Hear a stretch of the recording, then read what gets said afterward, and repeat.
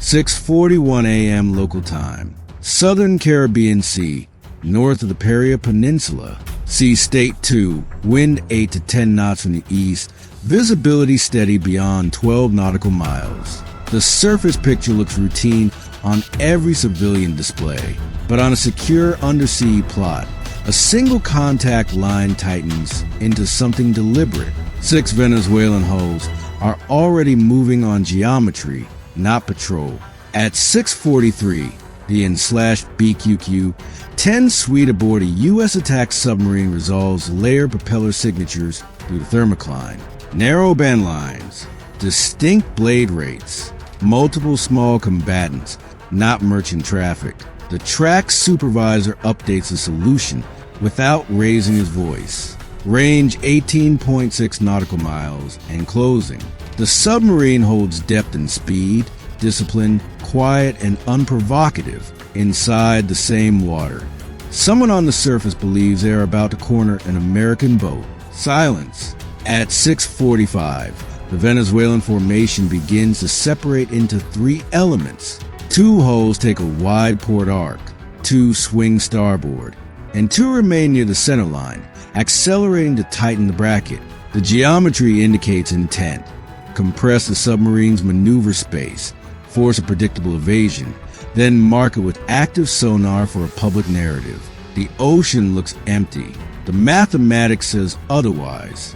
At 6:47, the surface radar emission spikes and then steadies. SPS-73 class navigation radar behavior, consistent with patrol craft, but paired with intermittent fire control like pulses that do not match innocent seamanship.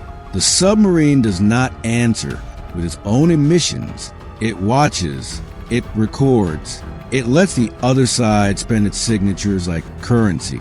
Range 16.1 nautical miles. The closest Venezuelan unit's CPA projection drops under 3.0 nautical miles. At 6:49, the contact evaluator tags likely Venezuelan classes based on acoustic profile and known inventory. A Guayquerí-class offshore patrol vessel, a Navantia-built OPV with 76 Otto Malar mount and modern surface earth sensors, sits at the center of the bracket as a command node. The rest are smaller patrol craft and auxiliaries, fast enough to look aggressive, limited enough to need numbers. The U.S. submarine stays inside doctrine, avoid collision, avoid escalation, maintain mission. At 6:51, a second distinct turbine whine enters the band.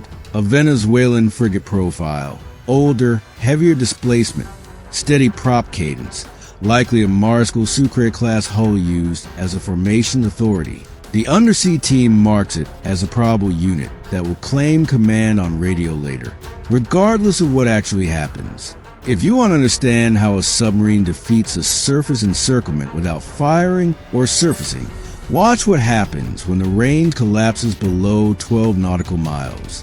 At 6:53, the submarine adjusts course 5 degrees, starboard, not evasive, not dramatic, just enough to refine the solution and force the surface ship's bracket to reveal its symmetry. The navigation team computes the Venezuelan center of mass. The tactical team computes the weakest seam. Range 12.4 nautical miles. 2 Venezuelan hulls increase speed. Their wakes lengthen. Their screw cavitation rises in the high band. They are telling the ocean they want to be noticed. At 6:55, the Venezuelan center hull conducts the first active ping. The pulse propagates cleanly in shallow layers, then bends unpredictably along the thermal boundary. The ping is not a weapon. It is a declaration. We are searching openly. But every ping also gives away source level, frequency, timing, and operator discipline. The submarine does not counterping. It does not sprint. It lets the surface force illuminate itself. At 6:57, a second ping, then a third. The intervals are irregular, suggesting the operators are reacting to perceived returns, not executing a comm search plan. On the submarine's displays, the ocean becomes a data stream. Bearings firm, Speed estimates tighten. The U.S. boat now holds a cleaner picture of 6 Venezuelan ships than those ships have of the submarine they think they are trapping. At 6:59, a passive intercept indicates VHF radioactivity topside, not directed at the submarine. No one hails what they cannot see, but coordination between ships increases. The pattern matches the surface commander trying to keep a fast-moving net from unraveling. Range 9.8 nautical miles. The bracket closes. At 7:01, the submarine's officer of the deck receives an updated brief. The order remains brief. Maintain depth. Maintain discipline. Prepare to come shallow if required for navigation safety. The rules of engagement do not reward pride. They reward control. No counter threat. No theatrics. Just options. At 7:03, the Venezuelan starboard pair attempts to cut across the submarine's predicted track. The maneuver looks aggressive on a chart. Underwater, it looks inefficient. Their turning radii and acceleration profiles advertise exactly where they will be 2 minutes from now. The submarine's team marks the gap opening between the starboard pair and the central command hull. Range 7.2 nautical miles. The gap is the seam. At 7:05, the submarine increases speed slightly, remaining below cavitation threshold. A silent acceleration calibrated to the sound velocity profile. The purpose is not to run. It is to reposition to a place where the surface geometry becomes useless. The ocean is large. A bracket is only as strong as its assumptions. At 7:07, another active ping, stronger, longer. The Venezuelan operators are now invested. The pings are no longer routine. They are insistence. At 7:09, the submarine comes up by increments, not to the surface, to the layer. Depth change measured in tens of feet, enough to exploit refraction, enough to make a ping return ambiguous. The submarine's acoustic advantage is not invisibility. It is control over what the other side thinks it hears. Range 5.9 nautical miles. At 7:11, the Venezuelan formation compresses again, but the compression is late. The central hull issues course changes, and the outer ships respond with lag. 6 ships look like certainty. 6 ships with delayed coordination look like opportunity. This is the moment most people imagine as a chase. It is not. It is accounting.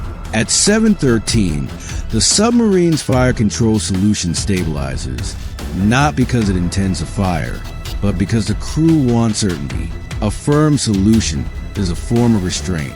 It means you do not guess. You do not overreact. You do not create accidents. At 7:15, the submarine's navigation team confirms position relative to international boundaries. The track lies outside territorial sea limits. The surface force can posture. It cannot lawfully compel. Maritime law is not the center of the story, but it is the frame. Range 4.4 nautical miles. 2 Venezuelan hulls now approach from the bow sector, trying to force a turn. At 7:17, the submarine makes a second small course correction, 3 degrees. The effect is outsized. The Venezuelan bow pair, committed to an intercept geometry, must either overtake and cross or fall behind and lose the bracket. Both options degrade their own safety margins. At 7:19, VHF activity spikes again. The surface commander is likely instructing ships to maintain separation. The irony is quiet.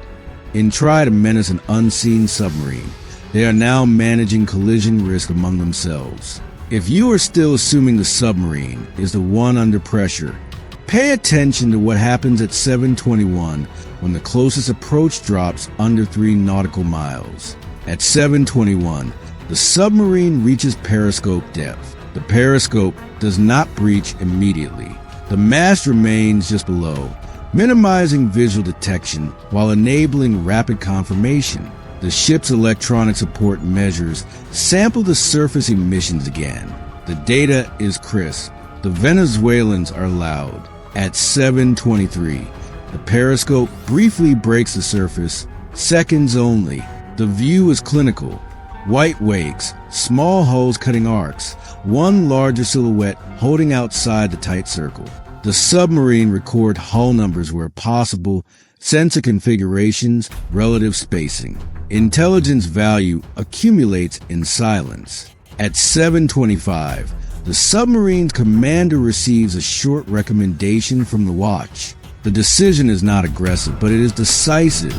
Surface, under control conditions, in a position that collapses the Venezuelan narrative, not to threaten, to remove ambiguity. At 7:27, ballast adjustments begin. The submarine angles upward. The rise is deliberate, steady, unmistakable. Range 2.6 nautical miles from the nearest Venezuelan patrol craft. That is close enough to be felt, but still managed, still safe. At 7:29, the submarine breaks the surface. Not a dramatic burst, a controlled emergence. Sail, deck, then the full length of the hull as water sheets away. The effect on the Venezuelan formation is immediate and measurable. Their radar returns spike from a new, unexpected contact. Their visual horizon changes. Their geometry, built around an unseen target, becomes obsolete in seconds. At 7:30, the nearest Venezuelan craft turns hard to starboard to avoid closing too fast. Its wake flares into a sharp white arc. CPA recalculations happen on both sides. Instantly, the submarine holds course. It does not chase. It does not turn into the chaos. It becomes a stable reference point, forcing the others to maneuver around it. The restraint is the message. At 7:32, a Venezuelan unit initiates a bridge-to-bridge hail on VHF Channel 16, the international calling in distress frequency. The hail is assertive in tone, but the content's predictable. Identify yourself, state your intentions, explain your presence.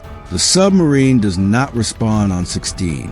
Not yet. At 7:33, a second hail comes, this time shifting toward Channel 13, used for navigation safety. That shift matters.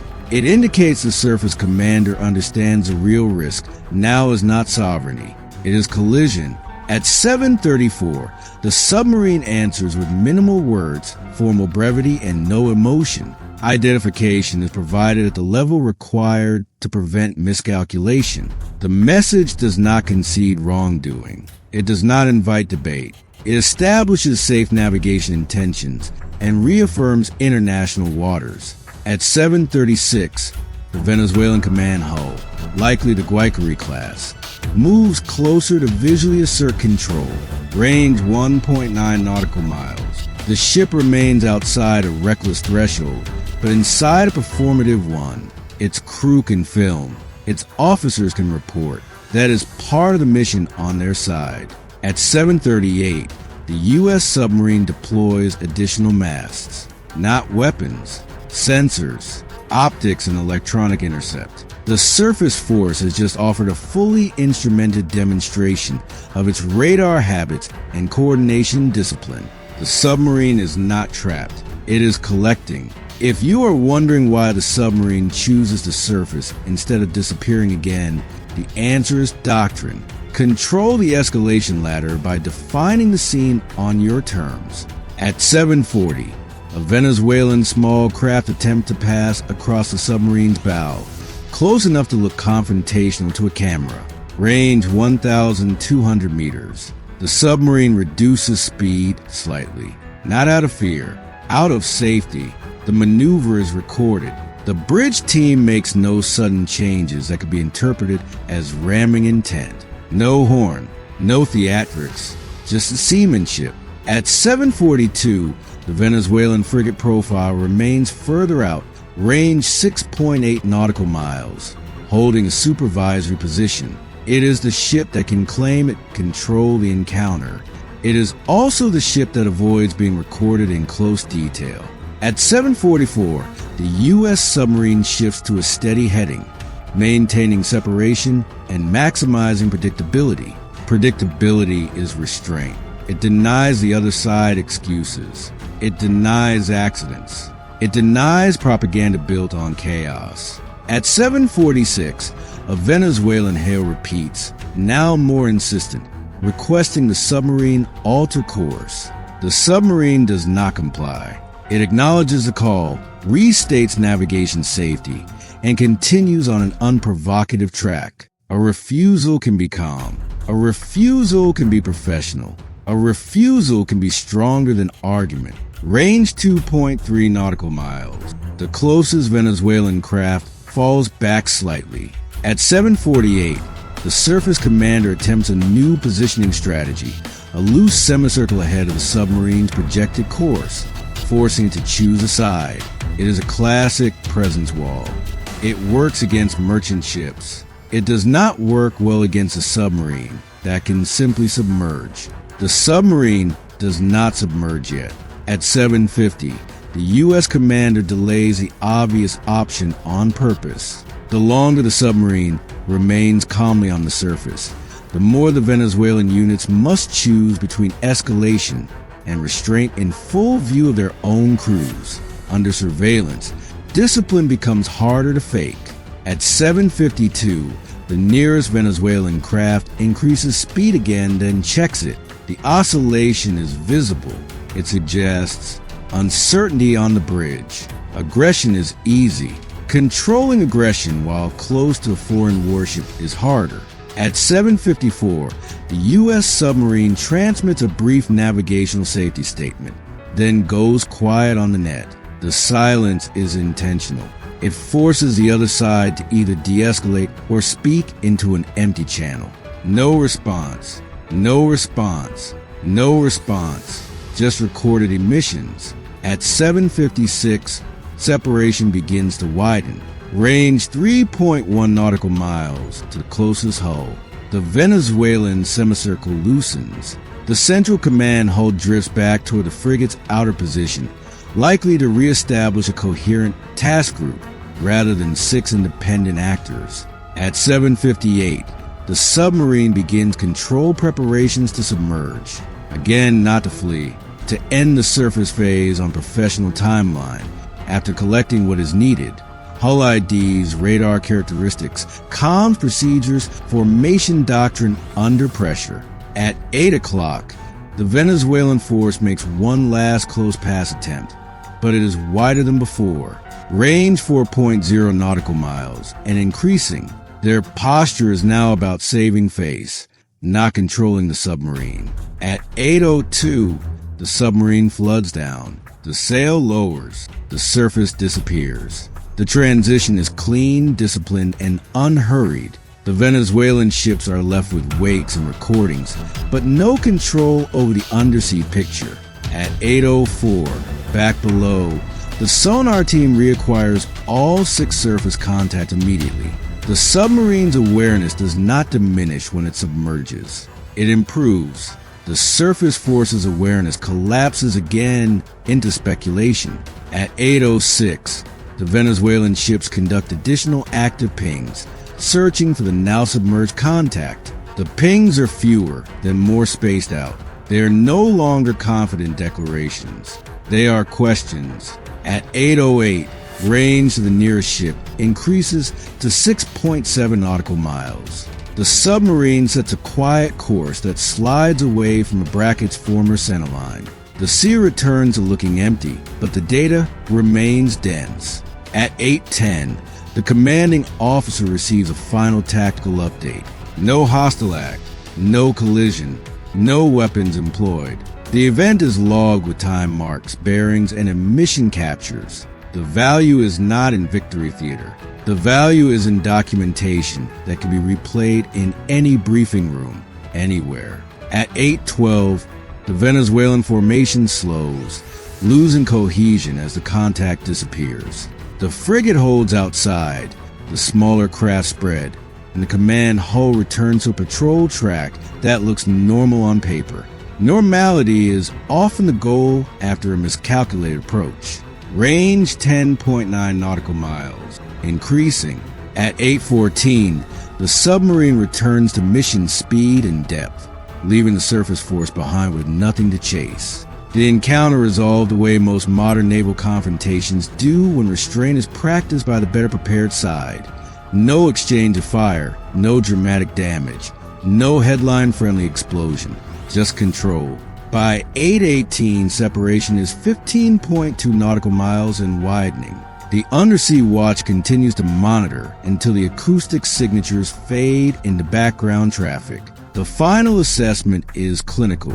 6 Venezuelan warships attempt to impose presence through numbers and proximity. A U.S. submarine answers with disciplined geometry, calibrated silence, brief communications, and an on-demand shift between invisibility and undeniability. The doctrine is not domination.